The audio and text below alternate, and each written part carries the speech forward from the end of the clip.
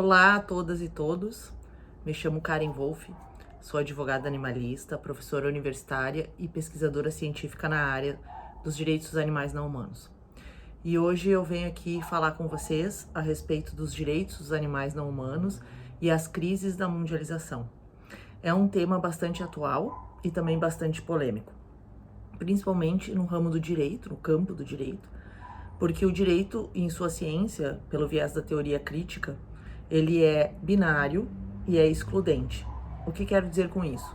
Que todas as categorias dogmáticas que compõem o direito, como a gente concebe ele hoje, principalmente pelo recorte da civilização ocidental, antropocêntrica, ocidentalocêntrica, europeizada, notadamente conforme a gente tem aqui na América Latina, né, no Brasil, inclusive, fruto de uma colonialidade, de um racismo estrutural, de um patriarcado violento, ele possui então as suas categorias jus-filosóficas em campos binários de categorização.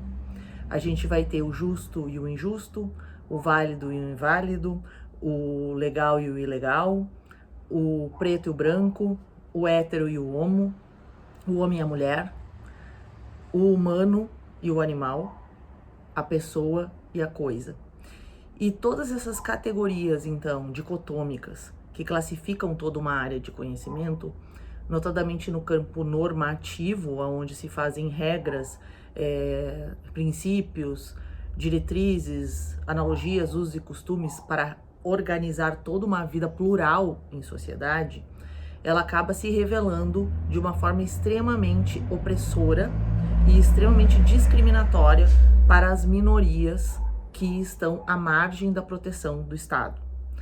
Essas minorias, então, elas são compostas, obviamente, por campos de subhumanidades, que são a população LGBT, a população negra, a população indígena, a população feminina, a população carcerária, a população de rua, a população com incapacidades, a população estrangeira, os migrantes e, hoje em dia, mais do que nunca, a natureza e os animais não humanos. Os animais não humanos, então, eles ocupam o que a gente chama de posto de fronteiras de justiça.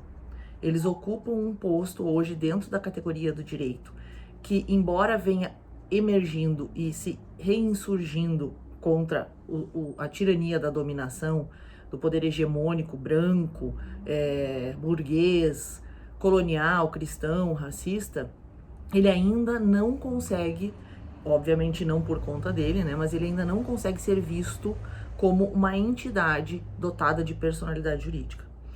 E todas estas entidades que estão classificadas, como eu falei, pelas minorias, que tendo, inclusive, ou não tendo oficialmente personalidade jurídica, não conseguem usufruir de seus direitos, acaba resultando em grandes crises que o mundo vem experimentando. As três maiores crises que a gente tem hoje são a primeira crise provocada pela globalização econômica desenfreada, que é uma crise provocada pelo capital, uma crise que vem sendo alavancada e sustentada pela bandeira do progresso, do desenvolvimento econômico, né, da ordem, da racionalidade, da mercantilização de todos os interesses e bens que afetam ou que nos afetam enquanto constituição de indivíduos. E hoje essa globalização ela não tem mais limites, inclusive ela perpassa pelo molde da subjetividade de todos nós, por conta dos algoritmos que acabam comandando a nossa forma de pensamento, aonde buscar, o que fazer, o que comprar, o que contratar, etc. A segunda crise é a crise dos terrorismos totalitários planetários de extrema direita, que muitos estados vêm vivenciando, experimentando e que culminam com guerras tanto civis, guerras ambientais, climáticas, guerras veladas, muitas vezes, né? E esses terrorismos totalitários, eles elevam muitas vezes, algumas pessoas, alguns indivíduos, ao campo de uma soberania falsa. Os chamados autoritários tiranos, que muitas vezes, para manter privilégios e para continuar ocupando, né, postos de poder, acabam levantando falsas premissas, né, e falsas promessas, principalmente resgatando histórias ocultas, religiosidades que afetam o campo da espiritualidade das pessoas, e isso faz com que cada vez mais tenhamos, então, nichos de violência, de opressão, de conflito e de morte. E a terceira crise da mundialização de hoje afeta o campo dos grandes desastres ambientais. Esses grandes desastres ambientais que no Brasil também experimentamos recentemente e que agora está chegando ao seu ápice com toda a questão da alteração do clima, né? A emergência climática, a litigância climática, tudo isso é extremamente importante para a questão da sustentabilidade do planeta, para a preservação das condições de vida, não só dos humanos, mas também dos animais não humanos, para que tenham seus habitats preservados, para que tenham espaços a serem ocupados, para que seus territórios não sejam deslocados, não sejam invadidos, como a gente vê que acontece muitas vezes com outras populações, que não só os animais, como a questão dos indígenas, do marco temporal, as populações afetas às áreas de vulnerabilidade social, que estão em invasões, em favelas, enfim. Essas três grandes crises, elas se conversam e elas são fruto de todo um sistema estruturado e arquitetado do molde de como a gente herdou da época da modernidade. A época da modernidade recortada a partir do período da invasão europeia nas Américas e que sempre privilegiou a questão da racionalidade de uma métrica, de uma pessoa encastelada em um totem de que deveria ter o poder e o conhecimento, né?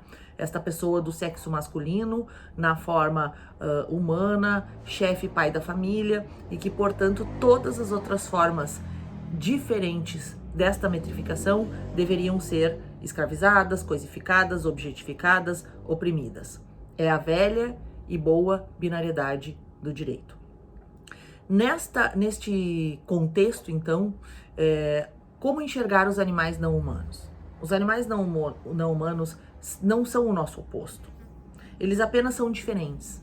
E eles convivem e coabitam e experimentam e forjam experiências no mundo juntamente com nós, os humanos.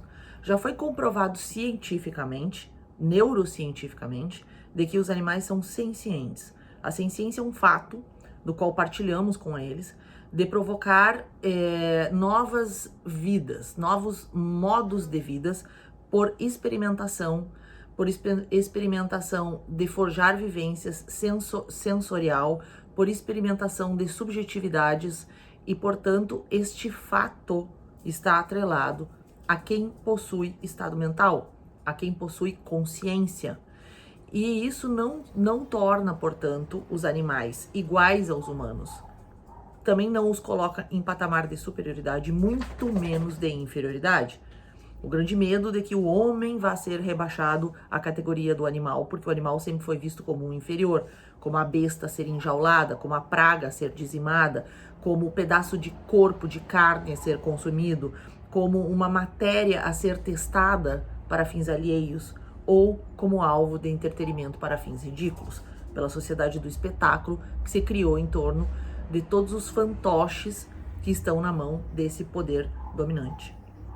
Além de ser senciente, o animal não humano, portador de estado mental, de consciência, ele possui capacidades e habilidades tão iguais às nossas ou correlatas às nossas. Há capacidades que determinadas espécies possuem e que outras não possuem. Há capacidades que todos os animais possuem e que os humanos não possuem e vice-versa. Então é uma questão de organização, de espaços e de respeito aos diferentes, de respeito às minorias, e que esta entidade, tida como animal não humana, possa ter um enquadramento jurídico dotado de personalidade. E por quê? Porque hoje, principalmente após todos os grandes eventos trágicos que a humanidade já experimentou e por conta dessas grandes crises que o mundo vem vivenciando, as crises da mundialização, o direito como ele é dado hoje, ele não resolve mais os nossos problemas, muito pelo contrário, ele às vezes cria novos problemas, ou então é omisso em relação à solução deles. O trato para com os diferentes e principalmente para com o animal não humano, é um trato que deve ser tido com empatia, com solidariedade, com respeito, com harmonia e que deve ser privilegiado principalmente nas inter-relações ou intra-relações entre todos os gêneros e espécies. Quando falamos que os animais não humanos possuem direito e personalidade, é porque são entidades vivas, entidades que possuem desejos, vontades, que têm autonomia, que se autorreconhecem, que se expressam, que precisam de um mínimo existencial para suas vivências e que, portanto, apresentam dignidade. E no Brasil, isso vem regrado na Constituição Federal. A nossa Constituição Federal, no artigo 225, que trata do meio ambiente, seu parágrafo 1º, inciso 7º, possui 3 regras. Uma, que é para preservar a questão da biodiversidade, proteger, né, a fauna, para evitar a sua dizimação, que não sejam dizimadas as espécies, que preserve a sua função ecológica e que não seja dado tratamento cruel aos animais. Há uma regra de vedação, de proibição de crueldade. Ou seja, é proibido, é vedado dar tratamento cruel a um animal. Se eu tenho uma proibição de crueldade, uma vedação de crueldade, eu estou vedando dar tratamento cruel para quem? Ou para o quê? Porque o que seria um bem, uma coisa. Para quem seria uma pessoa, um sujeito. Então, é nítido que o animal não pode ser categorizado juridicamente como um bem, como uma coisa, como um objeto a ser manipulado pela mão do homem, sob pena de infringir regra constitucional. E, portanto, se o animal possui esta questão de não receber tratamento cruel, por conta que ele deve ter tratamento digno, e a sua dignidade, ela é traduzida em termos de reconhecimento, autonomia, mínimo existencial, valor intrínseco, porque eu importo por mim mesmo, o animal importa por mim mesmo, portanto merece um tratamento igualitário em questões de oportunidade para expressar as suas capacidades e as suas liberdades. É lógico que este animal possui dignidade. E dignidade é um valor que dá um caráter axiológico a toda norma que garante direitos subjetivos a alguém. Então, tendo o animal interesses em não sofrer, interesses em viver, interesses em comer, se alimentar, estar livre de doenças, estar livre de manipulação, deve conviver com os seus da sua espécie, de usufruir dos seus habitats. Esses interesses, eles resultam em direitos subjetivos a serem protegidos. E esses direitos subjetivos a serem protegidos, então, eles devem ser equacionados cada vez que há uma relação entre um homem e um animal. Os humanos possuem o dever de proteção e o dever de respeitar e de não agredir o animal e garantir com que eles usufruam de todos os seus direitos e benesses. Claro que muitas pessoas vão dizer, nossa, o animal, ele não pode ser classificado como uma entidade viva com personalidade jurídica ou ser classificado como uma pessoa natural, física, não humana, por conta de que o animal não exerce deveres nos termos da lei. Mas também temos outras minorias que não exercem deveres, como crianças, como incapacitados, pessoas em comas, etc. E nem por isso a lei não lhes protege e não lhes retira a personalidade. Tendo o animal, portanto, direitos subjetivos para ocupar espaços e devendo ele ser preservado em sua forma de existência, é um caminho a ser apostado para que estas grandes crises da mundialização iniciem um processo de decadência. Para que essas crises comecem a ser sanadas ou que se pense em possibilidades viáveis delas serem sanadas, é preciso respeitar e garantir que todas as minorias, sejam humanas e não humanas, tenham o seu espaço e que possam reivindicar e usufruir dos seus direitos. E é por isso que as pessoas humanas que possuem voz articulada, inteligência racional artificial de linguagem gramatical, elas exercem a sua voz através de movimentos sociais, como a questão da parada LGBT, do movimento Black Lives Matter, da marcha da maconha, da marcha das vadias, do MST, enfim. Os animais precisam da voz humana e o movimento que lhes garante isso é o movimento vegano, é o veganismo. Esse movimento do veganismo, que é classificado como uma crença filosófica, é um movimento de libertação e emancipação do animal não humano. Esse movimento, ele é a chave para o exercício da democracia e o exercício da cidadania de todos aqueles que clamam pelo direito de viver e pelo direito de estarem neste planeta junto com os outros, né? Nós vivemos hoje em uma sociedade multiespécie.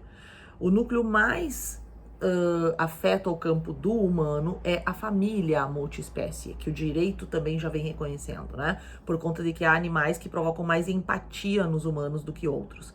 Mas todo o nosso planeta é uma grande sociedade, é um grande emaranhado de nós de relações, e que estas relações que vão se desenhando e configurando um grande mosaico através da pluralidade das existências, também desenham um grande mosaico normativo.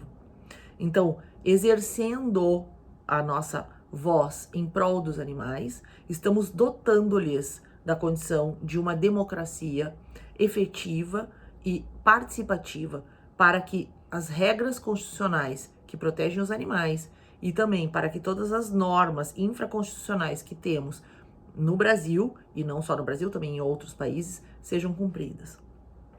Todos esses estudos, portanto, que estão sendo feitos no campo do direito, contam com aportes de estudos da neurociência, da biologia, da medicina veterinária, da filosofia, da antropologia, e não é um conhecimento isolado, é um conhecimento transdisciplinar, e que vem batendo a porta, né, das nossas casas, das nossas vidas, como um alerta de que não só é uma luta para que entidades vivas e sencientes e conscientes possam exercer seus direitos fundamentais, mas também como uma forma de dizer que o planeta, nosso planeta Terra, ele não tem mais tempo viável, nem condições para suportar todas essas atrocidades que foram forjadas pelo capital racista, brutalmente e estruturantemente